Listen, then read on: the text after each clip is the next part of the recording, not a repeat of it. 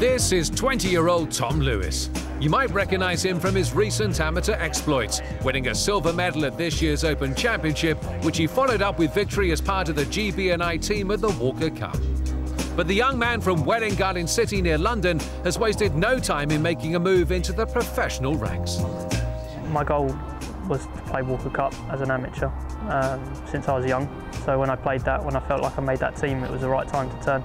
Obviously I played well at the Open this year, so it's told me it's the right time to turn. I've competed at the top level as an amateur, and I feel like it's time to try and compete against the top pros.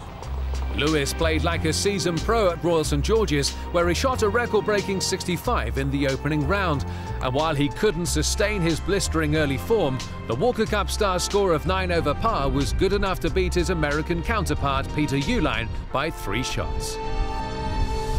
I still finished 30th in the Open after leading, so it shows that I've got things to improve.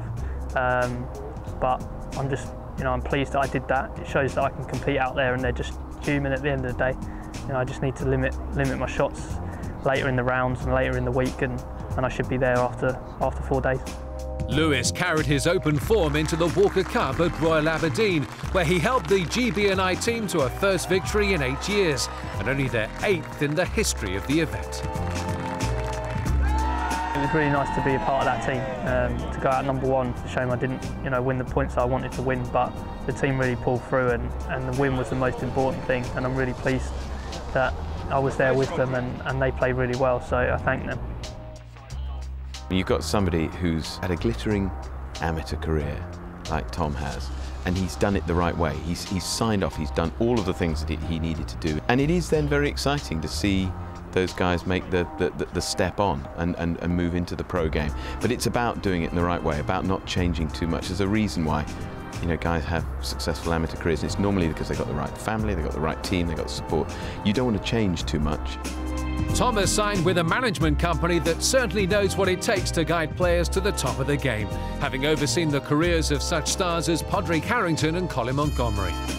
But what do they look for when they sign a player? At the heart of it, it's talent, it's ability. I remember, McCormack talking about this, and he said, you can have any amount of marketability or otherwise. At the end of the day, at the heart of it is talent, and he's loaded with it.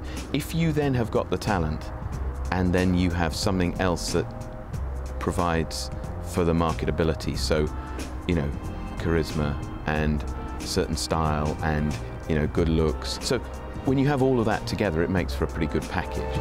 The support that Lewis has received from Welwyn Garden City, former club of Sir Nick Faldo, has been an important factor in his golfing development. The world's his oyster, I think, is probably the best expression, but there's no reason from his point of view and from our point of view why he can't emulate the things that Nick Faldo did when he was associated with the club previously.